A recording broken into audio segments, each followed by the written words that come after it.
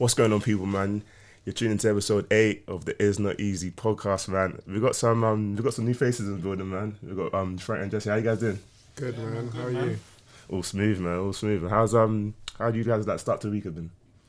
Well, Monday, day off, so just recovering from the weekend, really. We were at Piano People yesterday, and then slow jams with A as well on the weekend. So just recovering, literally. What's Piano People about? Basically, I'm a piano event. Literally, like I think the world's biggest Piano festival. It's like an indoor festival. Okay. We hosted it at Drum Sheds, which is like a new venue, like a huge venue. You know, the capacity is like 15k. It's not the old IKEA in Enfield.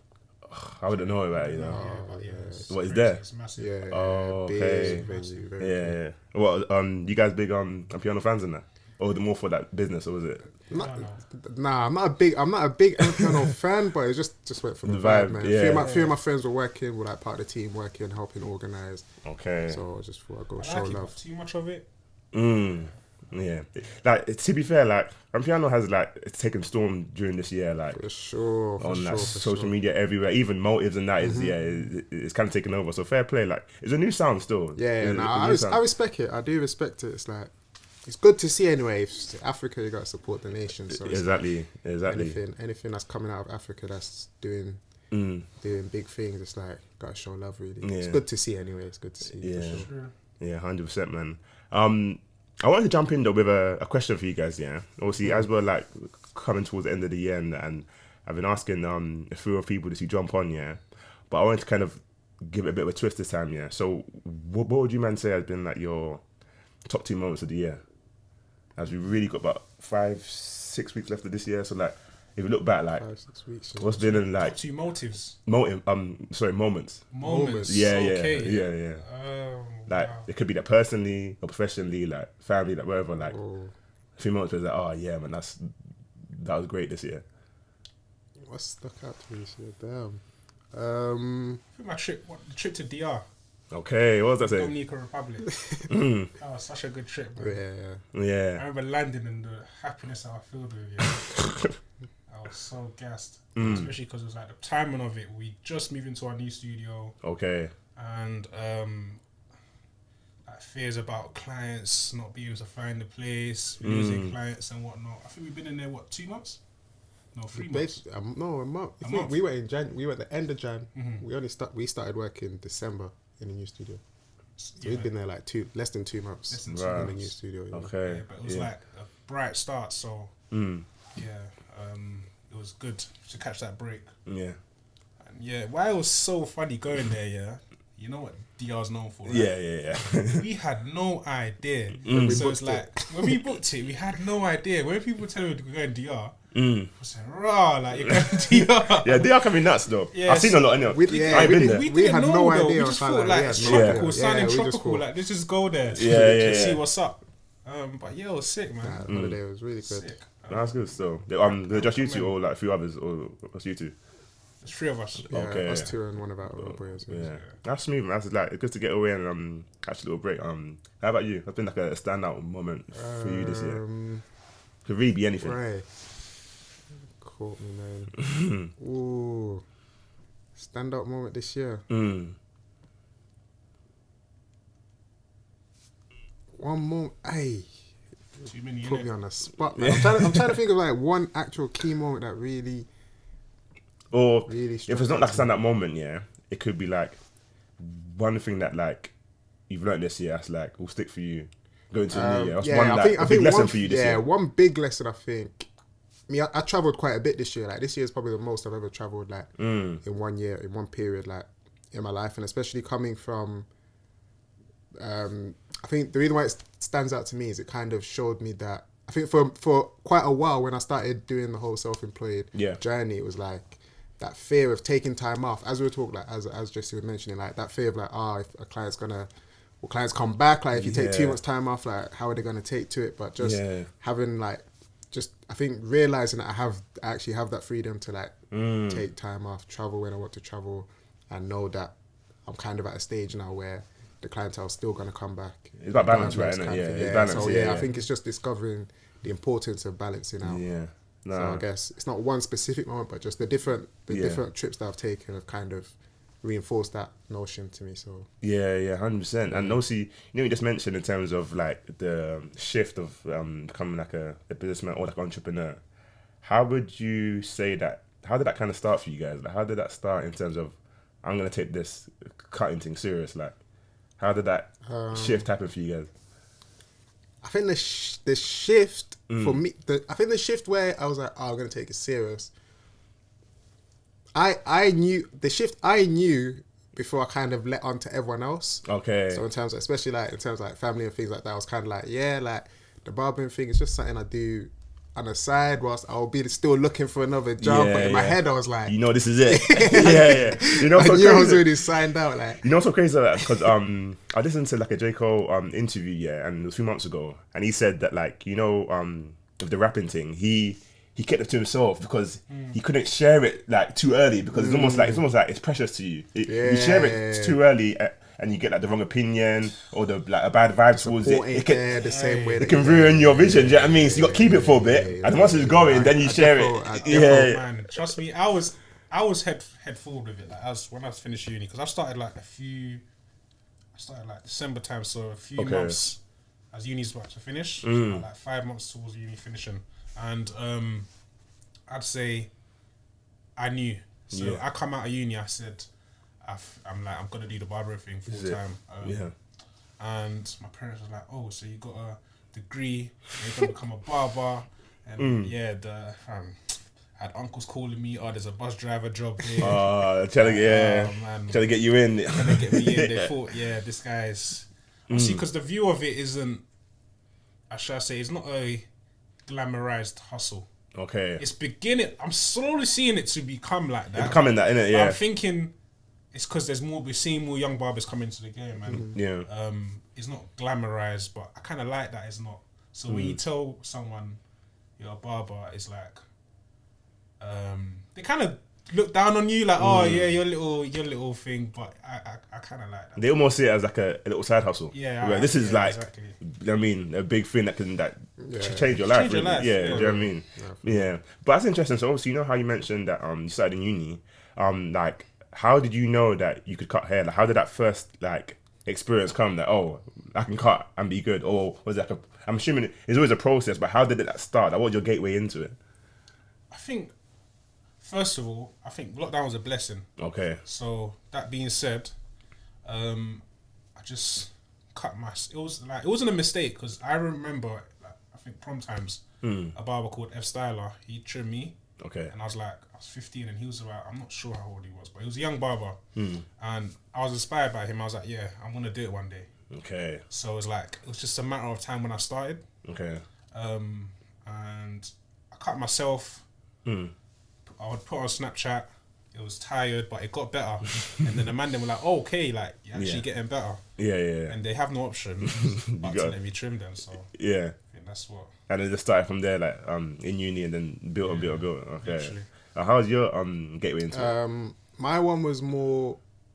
So I started trimming myself from quite early, like college times. I was trimming myself towards the end of school into college, mostly college, especially. I was trimming myself. Yeah. That's just something that, because of the I used to always have low hair. I just always give myself like a low taper, try and line myself up. So I'd go to the barber, get my hair cut. Then like as the hair's starting to grow out, my hairline's starting to grow out a bit. I just thought, let me try. To be fair, we had my parents, like in the house, we had like some old tools that we would, because my mum would cut my hair, or my older brother would cut my hair when I was younger. So it's like we had a few bits and bobs in the house. Once I kind of got to an age where I was like, more time, my mum's not trying to cut my hair no more. And my brother was like, he's got whatever he has going on. So it's like, let me just try something. Try and pattern myself. So I started cutting my own hair. Maybe like, from like, I'd say strongly in college, like I was like quite consistently cutting my own hair. Okay. And then going into uni, it was just kind of a thing that I knew how to do, but I would dabble in it. Like, obviously you experiment with different barbers, try and find a pattern one, but if you can't find anything or in between, you just have to make do. I was just cutting my own hair. Right. And then just same with Jesse, when lockdown hit, I think I must have posted a video of me trimming myself. I put that on my Snap, and people were rating it. They were like, oh, like, what, you did that yourself? Like, you're kind of steady. Like, me too. I'm like, you're going to have to come and like do me. Yeah. And then just off a few friends, I trimmed a few of those guys, posted it up, and then the traction literally just built. So the traction started to just grow, and then people just hearing like, oh, like, what? You obviously, it was locked down. You weren't supposed to meet people, but people were meeting people. This, you know? Yeah. So it's like your freedom, man. Yeah, nah, for real. You'd see a trim, you'd be like, oh, like, where did you, like, what barber's trimming right now? I'd be like, oh, like, you know, something. Did it. Same around the corner. Yeah. I think it helped a lot because it meant the word spread a lot quicker than maybe if it wasn't that period of time, like the whole lockdown thing, it might have I can't say for certain, but it would have probably more than likely taken a lot longer. But because we were kind of doing the whole underground thing, it was like, it was a blessing to have a trim. Like, if you had a trim, it was like, who patterned you? Literally. Mama's charging 2 bills for house calls. Oh my god! Oh, the crazy time back then. Now I think about it, it was nuts. It was nuts. Hard to get trims, hard to pattern things. To get trims. It was naturally nuts. But now I think about it. So, how do you guys like cross paths then? Like, was it through uni or after that, or through social media? Like, how did that like the relationship start? We met in uni, so we lived together. I think the first time I met, I don't want to say the first time, but probably one of the first times was when I found out that I'm actually going to be living with Jesse. So I had a friend on my course that knew Jesse. They lived together first year. Okay. Then for second year, I moved into the house, obviously through my friend, and he was like, oh, he's got another boy, Jesse, and then makes sense. Lived together second year. It was just like between the three, it was just like love from the jump. So and then from there, started building and growing. And funnily enough, like all three of us all three of us are all barbers now. That's nuts. Yeah, all three of us. Yeah. That's serious still. Obviously, and speaking about the growth and how it started to build, and of course, a big moment, was getting the studio. Talk us through like a bit of the process in getting the studio. I know like behind closed doors, I'm sure there's a lot you have to do in terms of paperwork and stuff and so on and so forth. How did that process come about, and how did you even think, okay, look, like it's time to get a studio? Like, how did that thought come about? Oh man, should I talk about that jagga? You got a bit political, man. Political. You know, like, I feel like when you're actually, should I say, running a business, and you want at most control over it. Yeah. So when there's small, we was renting a chair in a shop before. Okay. So when there's small inconveniences that are coming across to the owner, it's probably minor. It's not affecting them. Yeah. Because you're getting your rent end of the week anyway. Yeah. But to us, it's affecting us. Like, imagine stuff like there's like about 5 of us in there. Okay. And we share the key between all of us. Okay. So it's like if you got different start times and you can't access one person, the owner has to leave his house. So say I'm already there at 9 a.m. I got a client. Yeah. He's got to leave his house. He might take an hour, 2 hours to come to open the shop. Yeah. And like small things kept on happening like that, impacting you. And I was just thinking, you know what? Like I feel like I'm quite reliable, but this is affecting me. So like it's actually affecting my brand image. So I have to like make moves and try sort that out. Yeah. So it was like a long time coming. Like it was due. Yeah. How long we've been barbering? About 2 years and we've done that. Yeah. But I just felt like it was so necessary, especially because we do bookings. Yeah. It wasn't like we went into a shop whereby they had clients already, and there was just people. There was a lot of footfall. We like actually utilised social media a lot. Okay. Yeah. So we thought, if we move, surely it can't affect us that much because we do bookings anyway. Like our clients are from east, south, west. Yeah. It's not like a local kind of business that we built. So yeah, but paperwork, you know what? I'm not gonna sit here and lie and say it was hard, bro. I just went on Gumtree and I searched creative spaces to rent in North London. I saw one, called them, went and viewed it. We liked it. Deposit. And then signed the paper. Deposit 1 month. 1 month. 1 month. Deposit 1 month rent. Sign the paper. That's like probably like a 2-day process, you know. Yeah. It's not long. Okay, so it's not. Yeah, so probably getting the premises is longer because you got to do licensing and that. But creative space means you can do anything in it. Yeah, do everything you want in there. In terms of you know, when you talk about being in a shop and there's like 5 different chairs, how was that experience? Because I guess like growing up as black people, like you go to the shop and there's bare chairs and there's some people you don't want to go to, some people you do want to go to. Like how was that experience, and how do you feel like it kind of like shaped or honed your skills as a barber to like being in a shop? I'm sure it's a bit busy. There's things going on. Like, how was that the experience and the journey? So for me, I've worked in 2 barbershops. Cause originally, I originally was working in Birmingham because that's where I'm from originally. Okay. So I was in Birmingham working in a shop. That was my first experience of working within a shop, and it was like there was 2 guys that I worked with. One guy that had been trimming for quite a few years longer than me. Like, I think he'd been touching 10 years now. He'd been trimming, and then one guy that had been trimming for less than me even. And this was quite early on, so he was like not as good as me. But obviously there was the other barber. He owned the shop. He'd built a reputation. Like, his name is the shop, so it was kind of like he was mad busy. My traffic was because it was very early on. I just moved back to Birmingham from uni as well, so my traffic was slow, but it was building. But I think in my first experience with being in a barbershop, that kind of helped me. It helped me work on my people skills, definitely, because that was my first experience of trimming people that have zero relations to. Because see, within uni, it's like you might know me, you've heard of me from somewhere, or you've seen me from somewhere. So it's like, but you've been referred. You're hearing from me through referrals. Whereas here it was like fresh like influx of like clients that walk in and they'll be like, "Oh, you got a new barber," and it's like, should I try him? And now like every trim I'm giving, it's like I know there's eyes watching because like, people are trying to to see like, is he steady or is he like what's he saying like? So that experience was it helped me a lot. I can't like it helped for me. It showed me how quick you can trim as well, because the guy that I trimmed with, he trimmed quick. Like I was like, no, I need to speed up my game. Like so. Definitely helped with that, and especially with that one, they didn't do bookings. Like I came into the shop offering bookings, but him as a store before, it was just straight walk-in. So he would have like queues of like 4, 5, 6 man, and I'm there like, I think it's quiet. I'm like, wow, like what? Like no one trying to jump in. But then I might get like my odd booking will come at like 1 p.m. After I trim my 1 p.m. the people that were waiting are like, what? You're free now? Like, let me just hop in. They're thinking, why am I waiting? 3, 4, 5 man behind, like in front of me, when this guy, like I've just seen him trim, he's calm, and then just from that it helped. I guess that's how it works, because like in barber shops, like seeing is believing. If they see that you're trim serious, guys will hop in. Seeing is definitely believing. I did want to ask on something you touched on though about the time thing, because I'm someone that's like, the barber that I have now, he takes time, innit? And sometimes I'm a bit like, bro, this is time, and like it's a big part of my day you're taking up. But at the same time, I'm like, if I tell him speed it up, is that going to impact the quality? So how do you guys like balance that time of like how long you're going to take on a someone's hair? I feel like a lot of factors add into it. So like, let's give an example. Your trim, so you trimmed what, a week and a half ago?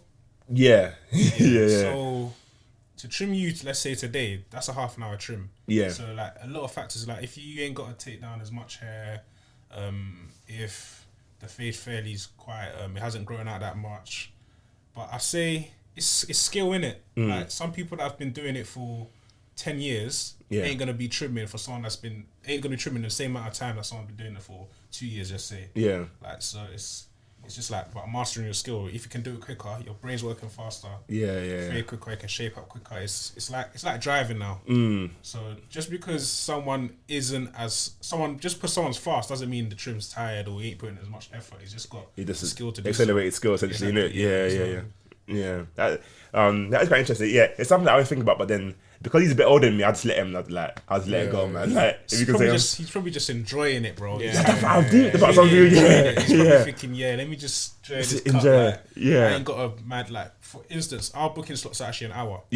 But it does not take an hour for a full haircut, you get it? It's just that you can enjoy it, and it's part of the experience, isn't it? Part of the experience. It feels less like work when you're not rushing so much. And it allows time, like, say someone's a bit late, you can still, you know what I mean, fit them in, and all that comes into consideration when you're considering like customer service and that.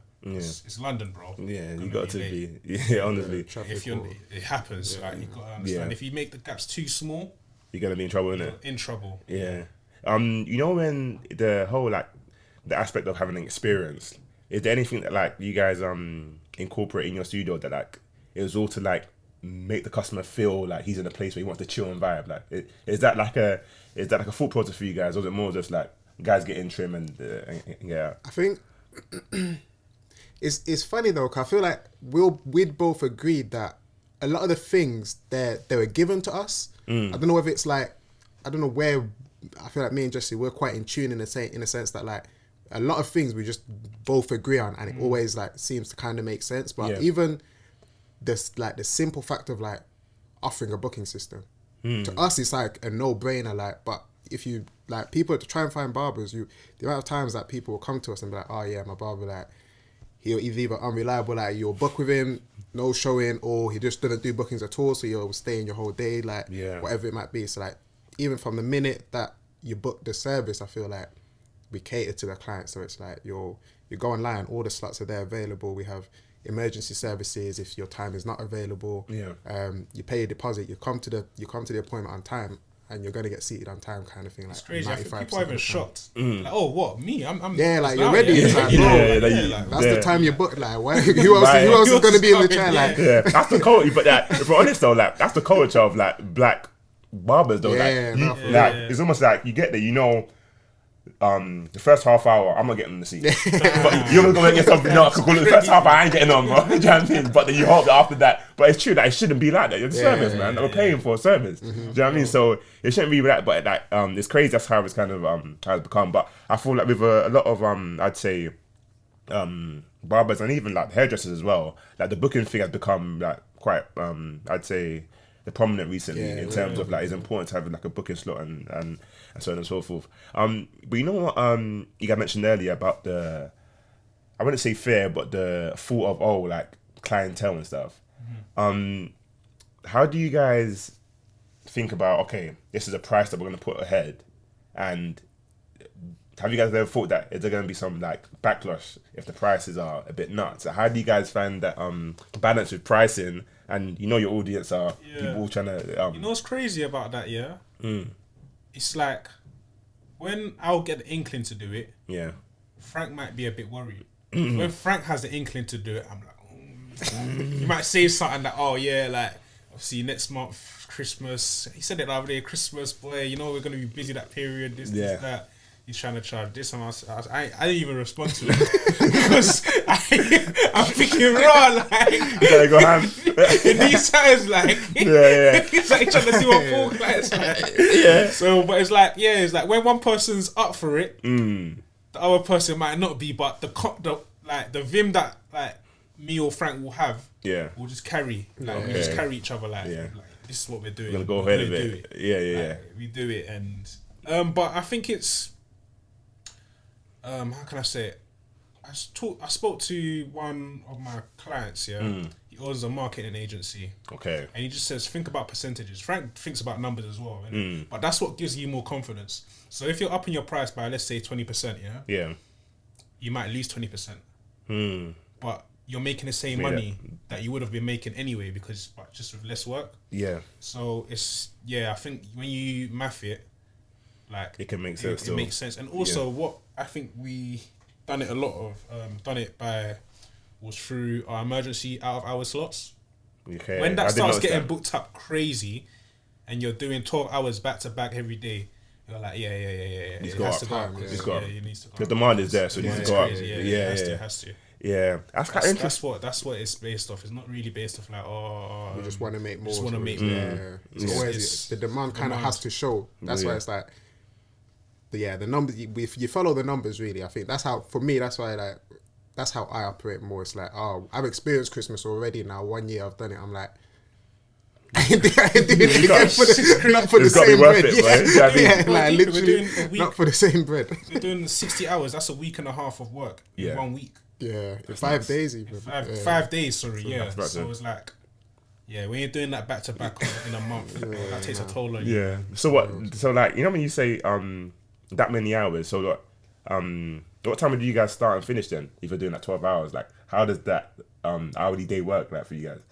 Very like in the busy period, it would be start at 9, finish at 9, finish at 10. So it's like, because we'll have our normal hours are 10 till 7. Yeah.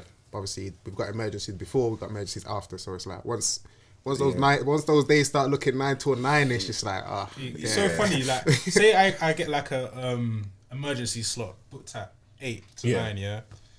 And Frank hasn't got any. I'm hoping he gets some. When he does, I'm like, ha ha, yes. Like, both drinking together. We're both bedded up. That's quite. Awesome, man. That's so funny. Or say someone calls. Say someone calls Frank, yeah, and he's booked up emergency. He might say, "Oh, Jesse has a slot." I'm thinking, no. I don't want it. No, I don't want it.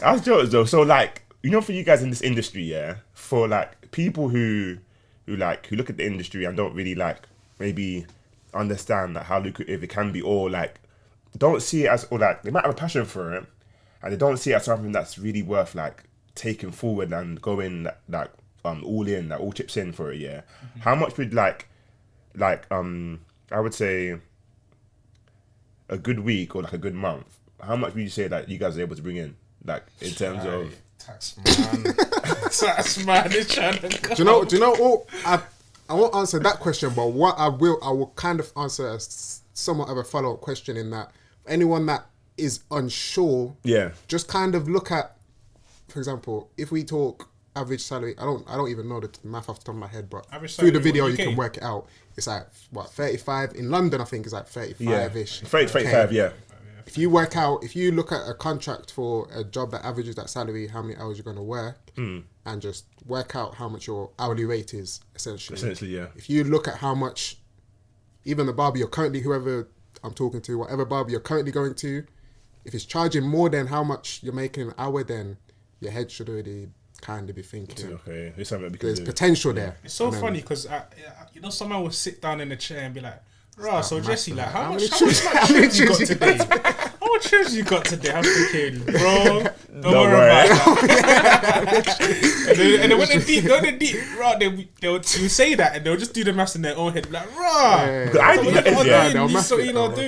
because I do it sometimes. So I'll be in my barber's chair, yeah. I'm thinking, okay, look, I've been there for 45 minutes, yeah, and he might have made. Well, to be fair, my barber, his prices are still quite low. Like, I'm sure, like, you gotta be shocked how much I still pay. I pay £15. See, you can't complain if you're waiting an hour or 2 hours, bro. That's lovely. Like, it's still 50. That's lovely. And like, I've been thinking, like, how come he's not raising his prices? Because I'll happily pay 25, 30 because he's giving me sick trims, and it's like he's got parking there. It's like sick. It's just patterned, but it's like he keeps his prices there, and it's like. But obviously on weekends he charges more, but during the week is that. Okay. So it's like, I'm thinking, wow, like, how come? But even irrespective of that, even if it's like a half-hour trim, like all of those added up, he's still making like good bread. So like you kind of work out in the chair yourself. Oh, okay, he's starting to bring in like bankroll.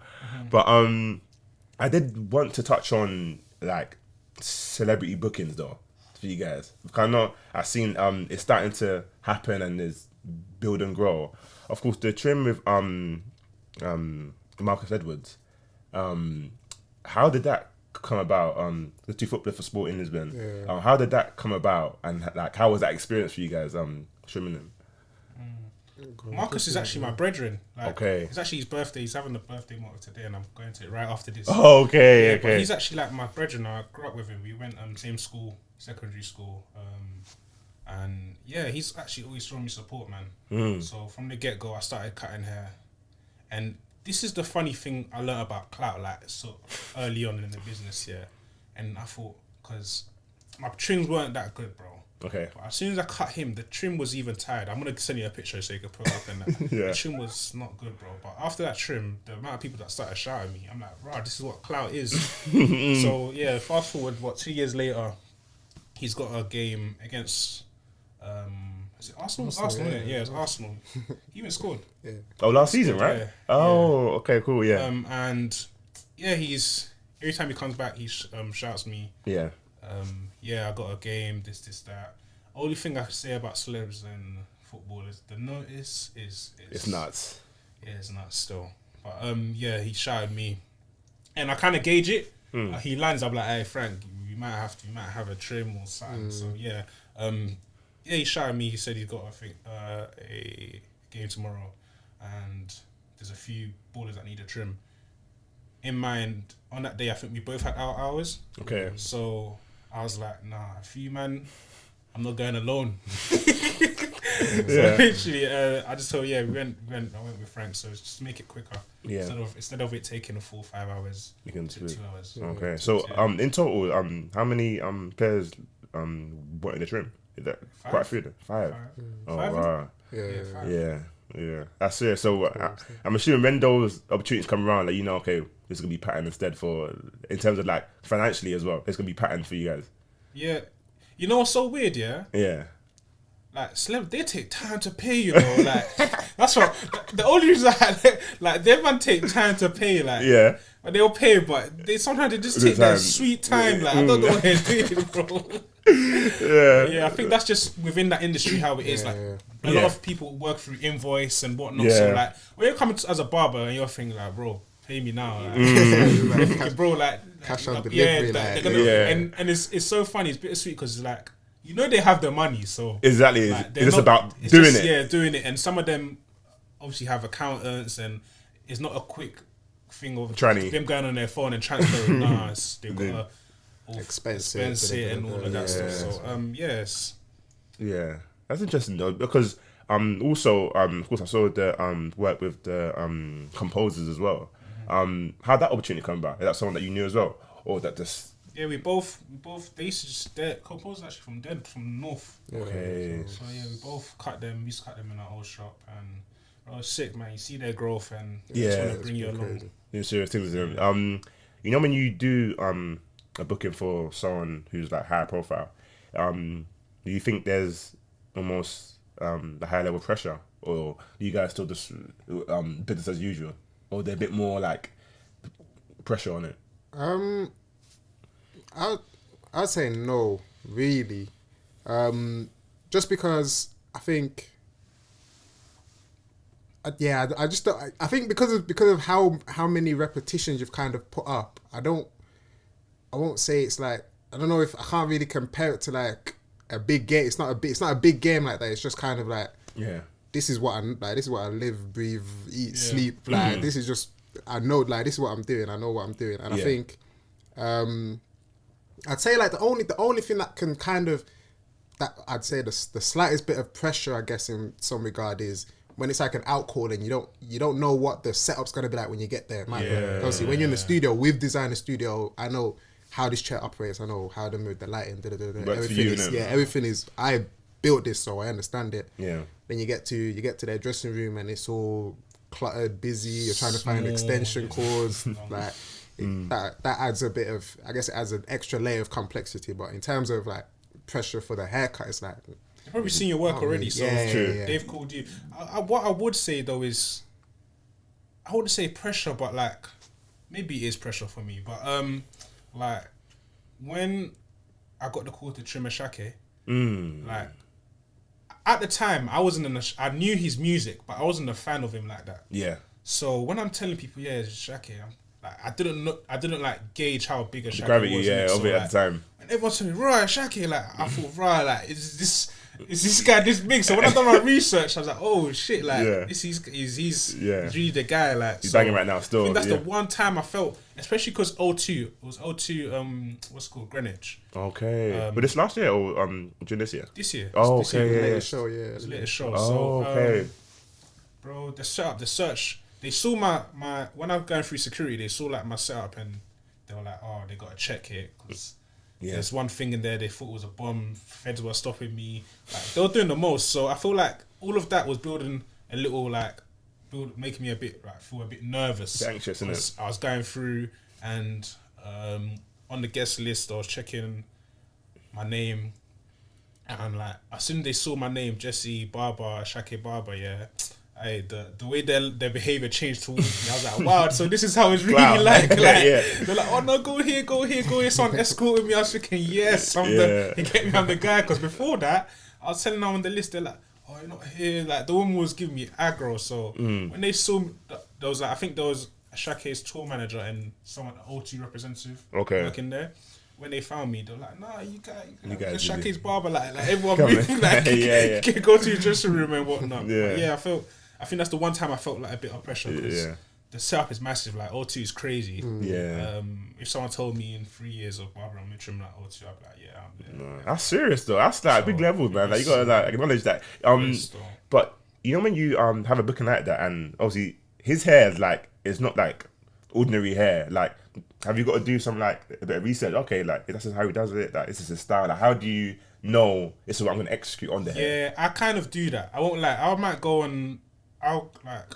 Obviously, my clients, I know their trims. Yeah. But with a celeb or someone that I haven't trimmed before, that might call me for outcall, I might go on their profile, look at their haircuts, to see how they get. Because you ask some man what they want, and they don't know what they want. So it's good kind of gauging what they want already, so you're more prepared. Yeah. So I'm like, I just give me fade. Before you know it, you give them a mid fade. Oh, it's too high. That's too high. So it's good to kind of gauge. Or even go on your phone and show them this is what you get. Is that what you want today? Yeah. Simple. That's what we used to do back in the day. Like you go to a new barber, you show him a picture so you know it's Mark. Yeah, 100%. I did want to touch on something else though because I work in PR in it. So a few years ago, I had and I worked on a PR campaign for it was the MasterCard, and the campaign was about how people feel like comfortable speaking about like I would say the matters that mean the most to them in barbershops because it almost it comes across as like a safe space where you can like speak on certain issues that it could be from like family, relationships, even money issues as well. Yeah. So in you lot's experience, like is that something that you find that like your clients are able to speak to you about like things that are like important in their lives, or how does that come across for you guys? I can find that quite draining, you know, because it can get deep sometimes. Like, it can get real deep. But I think it's good, man. It's a safe space for us, and guys will come in there and say like talk about their experiences, what they're going through, good and bad. Yeah. But sometimes when it's bad, it can be like, oh man, like you don't even know how to. It can put you down. Yeah. Sometimes a bit, and it's actually a good reminder of like just having good humility and learning how to talk to people, and like it's like, how can I say it's a blessed kind of purpose that we can carry in doing that job. Yeah, 100%. And I guess it's almost like an opportunity where you can like impart some like kind words or like encouragement or upliftment as well. Yeah, I think with the barbering thing, I think it's like because I kind of notice as well because I think it's been like a bit of a recent topic in the studios or where I'm trying to gauge the nature of like friendship, especially between boys. It's like a lot of the time, the man them they won't.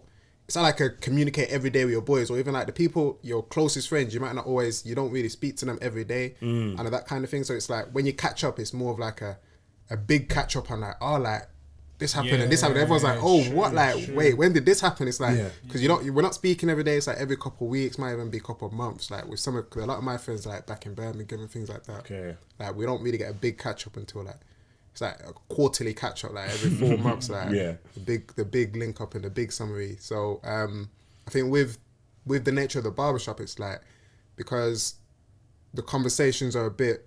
Obviously, you'll have your quick catch up, like like what's good, like what you up to this weekend, like what you getting a haircut for. But then after that, it's kind of like cool, like there's a 30-40 minute gap period for things to life. Really get for life to just and it's like once people, I think the thing with guys is. People just aren't asking them those questions. So once you do start asking, they'll tell you, like they'll start talking. It's like, if you bring up like a way of thinking, they'll have an opinion on it. But it's like in their day-to-day life, no one's asking them their thoughts on this or what would you do in this situation. So it's like you kind of they'll just start rapping and it's like, oh wow, like this is how you feel. And a lot going on. You go a bit deeper. I get it gets a bit deeper in the barbershop. Yeah, it gets deeper. I've learned that like I need to detach like Jesse the barber and Jesse when he goes home, because sometimes when I get too into it, I can like it might throw me off a bit, you know. I wouldn't say I'm easily influenced, but I soak things up. Okay. So I've learned that. Frank, I know Frank's very good at this. He can separate, you can switch off, you can. But me now, sometimes I might soak it up too much. I'm going home, I might be thinking about a certain thing we're talking about, topic we're talking about in relation to my life or something. So yeah, I've learned to separate it because yeah, I think it's important. And obviously, you know, when we were doing that campaign, like I'm thinking it's true, you know, because you know, when I go to the barber shop, like I'll just be like, you're like almost in like a relaxed state of mind, like especially when there's something about the blade, there's something about that on your head, like sometimes that I'll fall asleep sometimes, and it's like it's that jarring for you guys. So when like client falls asleep. Like, it's not a joke. I hear it. I actually hear it. Like, I hear it because even me, when I used to get treated, I was same. Like happens. I was asleep, so it's like I do hear it. Yeah. It's just fun. It's always funny. It's just like, oh, like guys be like,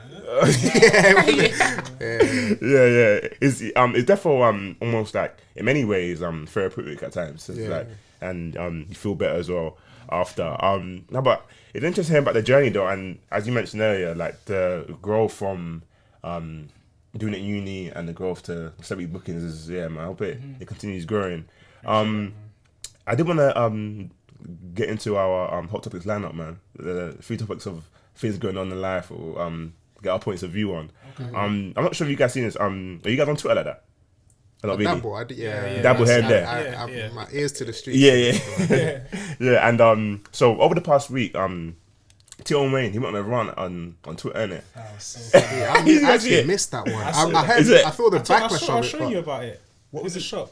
What did he say again though? Basically, he dropped a preview of his new song M24. Yeah. And the lyrics was, wait, was it? It was. I can't remember the exact lyrics, but it was basically just a really basic and just like a lot of people were saying it just feels so like basic and just like ABC. Right? And a lot of people were saying that like is very repetitive because obviously you know the hits that he had with like Russ Keisha and Becky, I don't know, and that, and it feels like and a lot of people are saying that it feels like he's trying to like keep doing that same sound, repeating that same sound, innit? And he went on a run after that saying like almost essentially saying that I got to do what pays the bills essentially because the sort of money that brings in opposed to like the Afro swing stuff. And it's cool and nice, but it doesn't like the streams don't do anywhere near as close. Nowhere near. I think my opinion on that is it's true what you're saying. Like you know, I feel like sometimes within like our community, let's say Twitter, TikTok and that, we sometimes think we're like the carriers of people. So like our opinion on things will be so strong, but it's like if you go to the Tion show, you see the audience is not most of the managers you get. So he's catering to his audience at the end of the day, and that's what matters, isn't it? Yeah, because in the tweet he said, I made Amen, Who's True, and Let's Go. All these songs recently are not drill, and Twitter still hype up Afro swing. And then he said, honestly, what did Afro swing era get from it? All I see is depression, the missing people, and boxers. Lead me to do a different sound for different people. That's what he's saying. So I heard the element of like doing different sounds, but it does feel like, honestly, like if it was still quality, I don't think anybody would like say anything about it, but it does feel like he just banging this out to get the streams and to get the bread up. But I guess you can't knock a man's hustle, innit? You know what I mean? Do you know, I think a part of me, I think, you see how you said if it was quality, no one would say anything. I think even if it was quality, someone would say something. So I think when there's kind of a certain level that you get to, you might not even have to get to that level, but someone's always going to they're always going to have something to say. So you may as well do what gets you paid. Or if your aim is to get paid, do what's going to get you paid. If your aim is to make yourself happy, do what's going to make yourself happy. Yeah, that's true. Regardless of what you do, people, they're going to say something. So it's like, I hear him still. I hear him. And for me, it's like, I don't know exactly what words he used. Maybe some lingo was offensive, whatever it might be. So I would say, he didn't even need to say that. Like, me personally, I get it. Like, he'll drop a tune, I'll be like, if I don't like it, it's like, this sounds like XYZ tune. And it's like, that's it. Like, what am I gonna do? I've really listened to it. I've really added his stream one up now. So exactly. I feel like sometimes, why do we act like the music is meaningful? Like, More time, Yeah. the music that we're hearing is it's vibes. all garbage, It's not, man. you know Yeah, what it's I mean? all it's all a vibe, man. Yeah, It's just a vibe. It's not the all- most meaningful. If you want some meaningful rap, you gotta go to Yeah. the J. You Cole's go and somewhere the else, Kendricks yeah. and the. I Obviously, think- they have their moments where they are doing meaningful, but more time is vibes. Yeah. Vibes is what sells. Trying to get the bag, and it's true because like he's definitely got some takes where it's like, like there's tunes on here, like where he's spitting. yeah. But I feel like in recent years, he's definitely veered a lot closer to just the drill that's gonna be viral, the Keisha Becky's. Don't you think it's sick how people used to look down on drill like it's not blowing up to the point where now it's looked at the like blueprint the money almost. grab. Yeah, If you yeah. make a good drill song, It can. you're in there. I think. And that's sick. So why don't we praise that? As much as when it was it's band fair drill, point. everyone was doing let's band drill, band. Like Yeah. some people were saying band drill, some we was all backing it. So now man them are actually blowing off it, and this is Making like bread the off it. blueprint to Yeah. really do your thing and rap. It's like, bro, It's a it's fair actually, point, it's actually you know. a victory, should we say? Yeah, it's a fair point, and I feel like drill had like a phase of a few years that were really important. Like I'd say maybe from 2016 all the way up to that 2019, it was a really like hyper growth period. Essentially, when Heady went crazy, really, for being honest.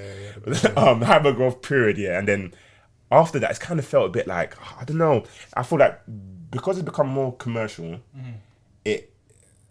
there's an element of it where there's people who just hop on a drill tune and they know they can get like bread and streams. Whereas I guess what was pure about it was that these people are really bad. Like these people are on stuff. I don't condone any of that. Exactly. Exactly. I do think that's that's an true. element that we can't ignore. Is the fact that like the essence, like we'll call it the essence of drill, like where it originates from, where it was kind of like, you kind of had to do something before you could hop on a tune. Yeah. And the fact that that's the history, and it relates to I think a lot of things that we as black people do, we see it happen all the time. It's like, Of course. when it's a black person doing it, they're saying, stop drill, or drill is inciting violence. But then if, say, someone that's a bit ambiguous, or if it starts catering to white people, it's like, now it's cool, like, this is calm. You're playing That's JD cool. now, like, where it's like, when it starts catering to white people, they ignore everything that, when it's a black person, it's cool when they do it, it's a problem when I do it, kind of thing. It's that energy that I know some people, that's the issue, that obviously other people, they're just here to talk, but I know some people do have like, they don't Past like history and that, that sort of they like- don't like that concept, like the idea that like, when white people do it, or when white people start liking it, it's calm, but then when we do it, it's the problem, we need to ban it, it's inciting violence, we need to lock off their shows, so it's like, I do get it to an extent, but I do think in terms of Tian, I think people are just more just complaining, just Having the quality of the sound. it's more the quality of the sound. It being that kind of You issue. can't stay at to elevate. You can't stay at what you come from. Like you couldn't stay at like making songs with Afrobeat forever. People complain, they'll be like, I'm bored of this now, change up. So Yeah, it's true. Yeah, you put It's yourself, different give sounds. yourself a ceiling, I guess. You kind of have to different sound. Yeah. change it. navigate. It's quite interesting though because I think the other day the band OK he did a Day Duppy in it, and he was talking about his son in this tune there, and I was thinking to myself like,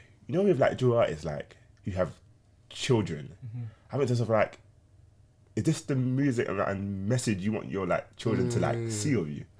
But I know everyone's gonna make their bread, so with me like, I know like it's there's an industry in it, but I think it just came to mind, I was like, right, so you want your child to see that this is what you're rapping about, like this is like, I guess everyone's got their own past and history and you know what they came from, so you can't the song's got a story and they I'd say speak about that story in their music, then fair play. But it's like I think to myself like, right, like you're rapping about like you don't want your child to see of you. Yeah, it's not positive. You know what I mean? Like, but I guess everyone has their story in it. Yeah, I guess it's kind of like the way I see music a lot of the time now. I don't see it as being real. It's more like I see it like you're an actor, like you're playing a persona. So I guess when you look at like there's certain films you'll see, the way the villain is hated. Who's my man in Power? The way, if you see Tariq now, people, I remember Tariq started like posting TikToks. They're in the comments saying, how can you kill your dad? I'm like, bro. You hating him, I'm like, bro, the way he played his character so well, it's like it carried into the real world. Spills over almost. But I do feel like with artists and like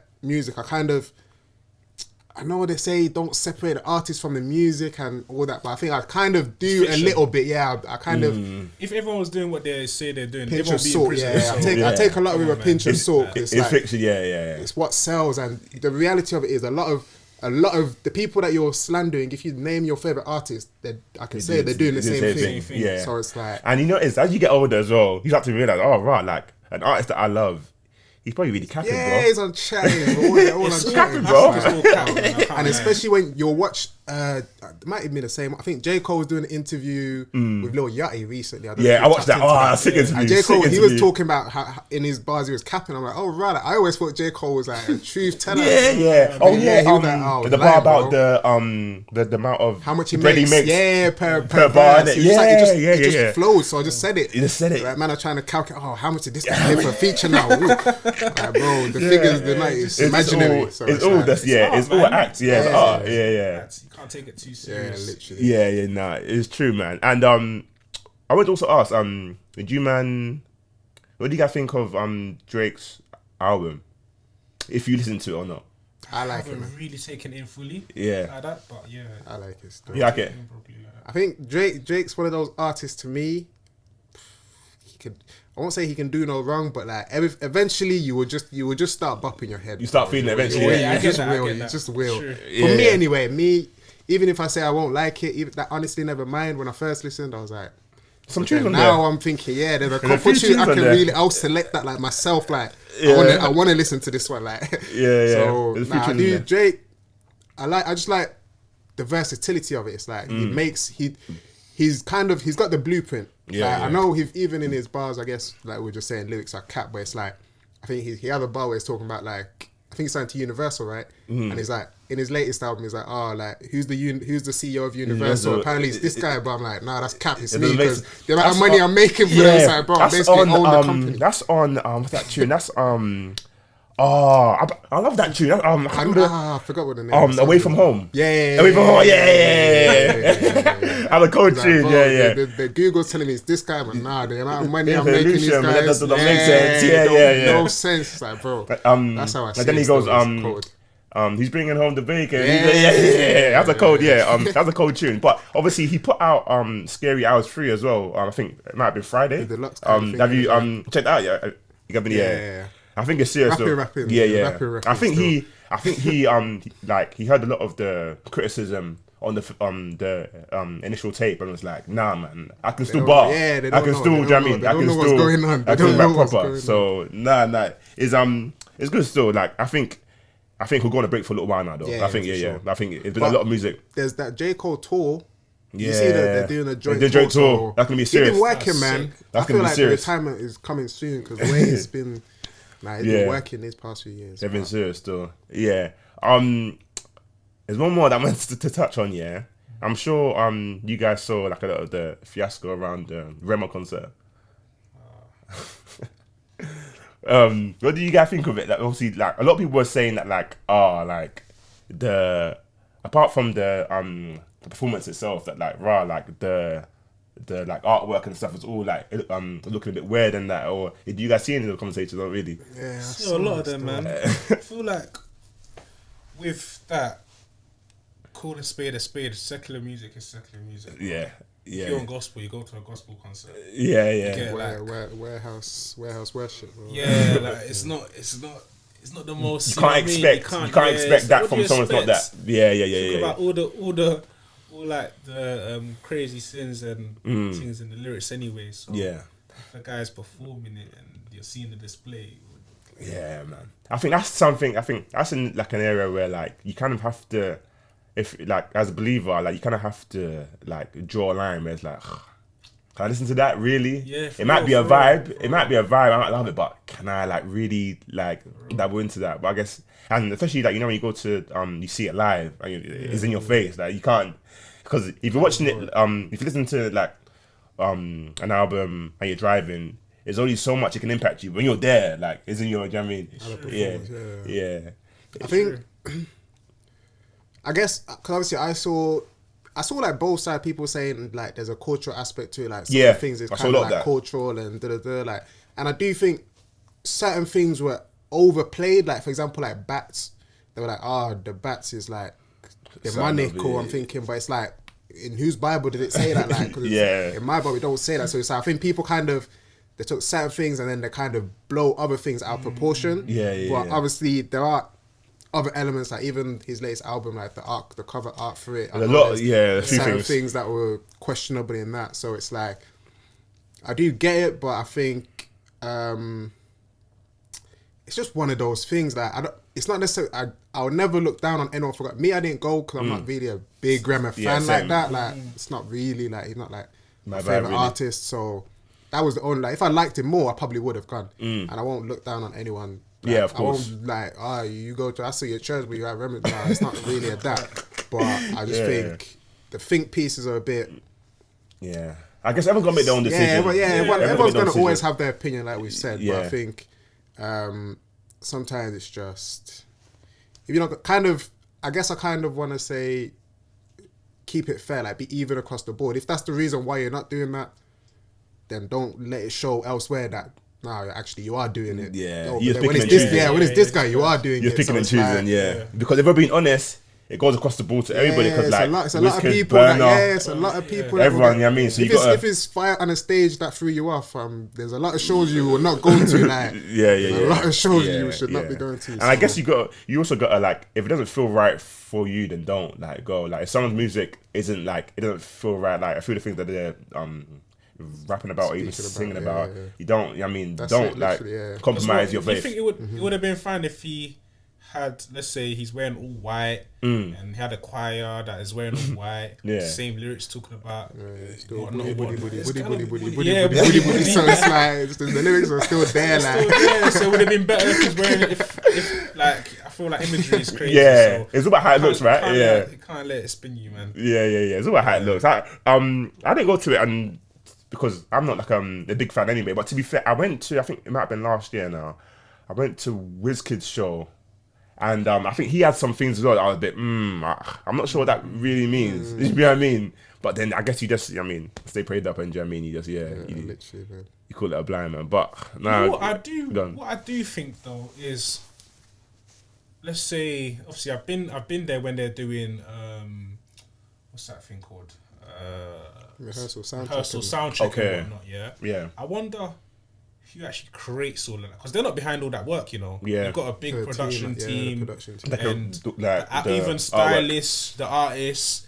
They even to the point where to in this song you should wear this, you should come out at this time. There might be there's props in it. So that being said, they might not even be orchestrating everything. It's true.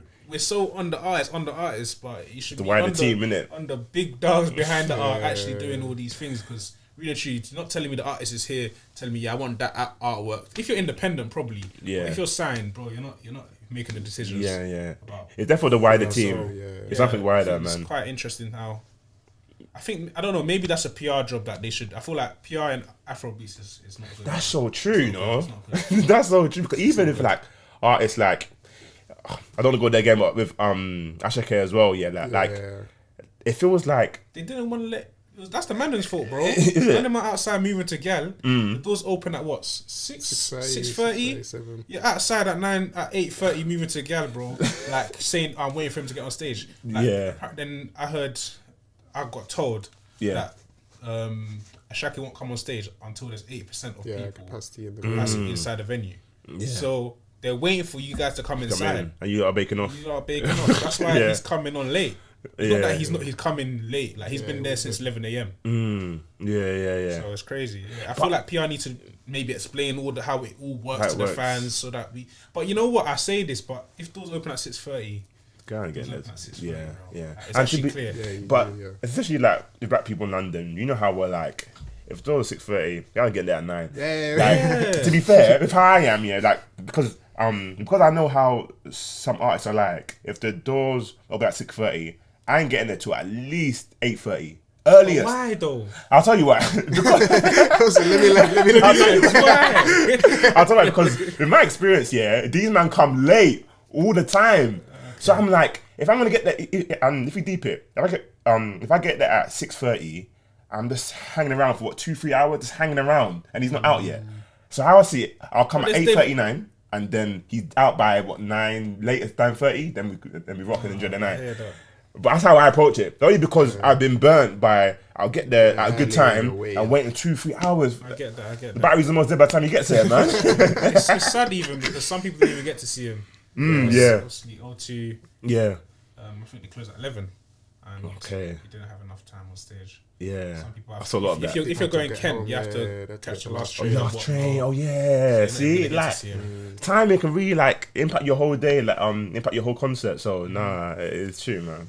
But guys, I appreciate you guys for jumping on, man. It was a sick conversation to jump on and to hear about the journey, hear about the growth, and I know that you guys keep doing what you're doing, keep growing, keep building, man. Appreciate it. But of course, we'll put the handles in the description to find them. You guys are based in North London, Tottenham Hill. North London, Tottenham. Okay, so in and around the area, can get nice trim. We'll put the links in the bottom. But of course, guys, if you like this conversation, make sure you like, you comment and subscribe to the video. We've got more conversations coming. We've got more insightful people to have on. So we're gonna where it's at, man. But again, great host, man.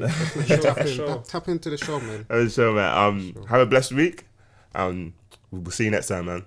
Peace. Peace. Yeah.